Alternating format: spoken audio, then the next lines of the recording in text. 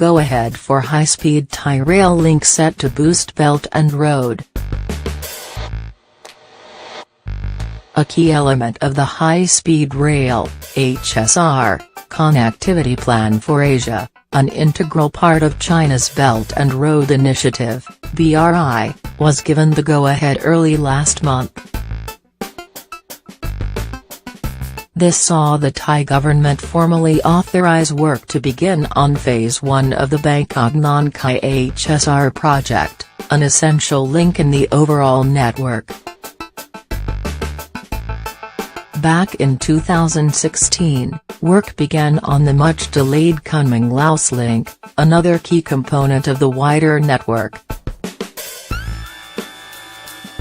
More recently, Indonesia approved the Jakarta-Bandung HSR route.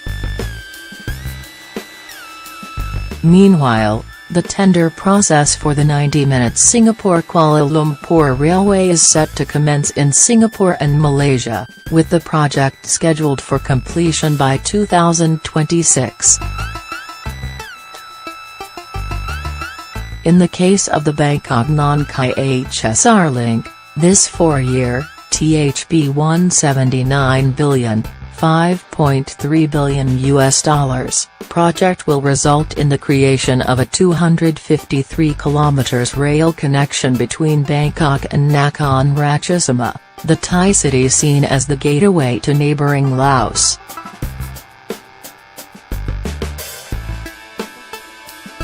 In total, 6 stations will be constructed along the route: Bang Sue, Don Mueang, Yathaya, Saraburi, Pak Chong and Nakhon Ratchasima.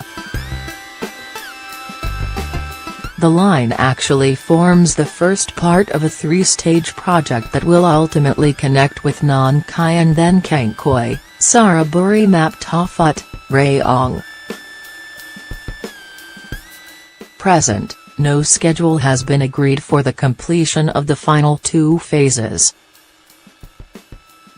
Although Phase 1 is primarily being financed from within Thailand, the Thai government is reportedly in negotiations with the Export-Import Bank of China with regard to financing the required high-speed rolling stock.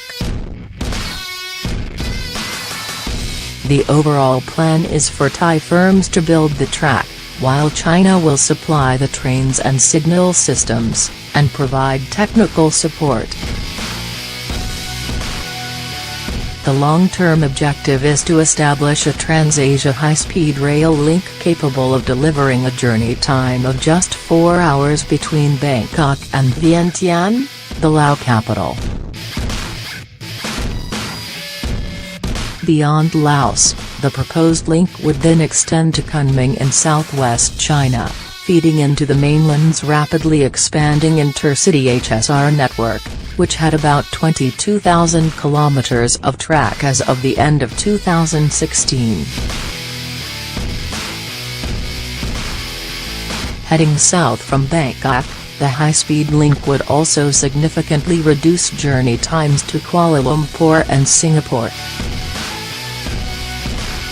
Although the negotiations and many of the approval processes have proved to be slow and have faced frequent delays, Thailand remains committed to the proposed high-speed link, seeing it as set to play a key role in its own future economic growth. In the first quarter of 2017, boosted by recovering export levels, the Thai economy expanded by 3.3%. Its fastest quarterly growth for 4 years. Despite this recent rally, the country's economic growth has been trailing its regional peers since 2014.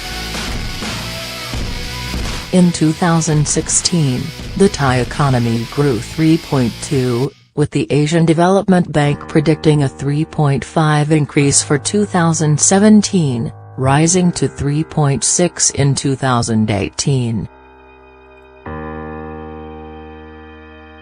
Although representing something of an uptick, these figures are still below the projected ASEAN average and remain significantly down on the 7.2% growth the country recorded back in 2012.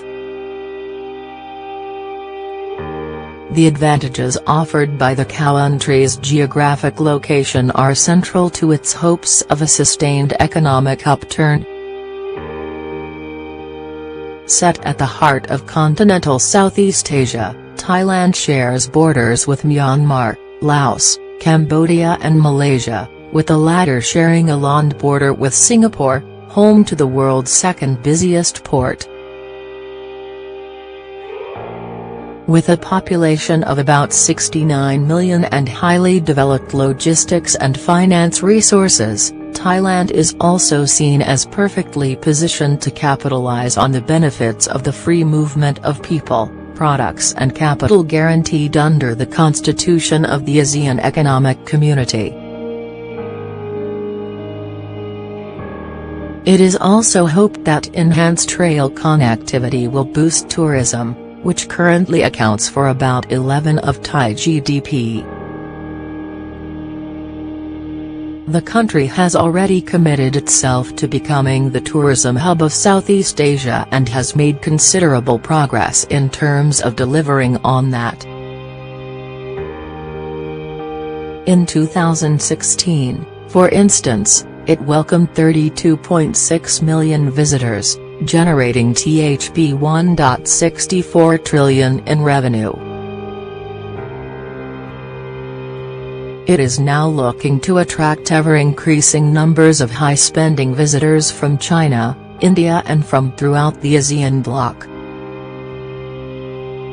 At present, the Tourism Authority of Thailand is strongly promoting the country as a holiday destination in many of the mainland's second-tier and third-tier cities, having identified them as China's primary source of next-generation tourists.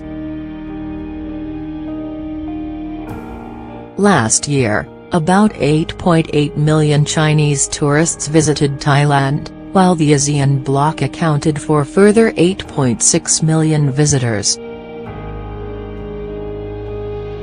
Although the total number of tourists was up for the first half of 2017 year-on-year, the level of mainland visitors dropped by 3.83%. This was largely seen as the consequence of a crackdown on so-called $0 trips, cheap packages offered to Chinese group travelers who are then pressured into spending at high-priced shopping and dining outlets by commission-only tour agents. Despite the disappointing figures, however, China remains by a considerable margin Thailand's #1 tourism source, followed by Malaysia, South Korea and Laos.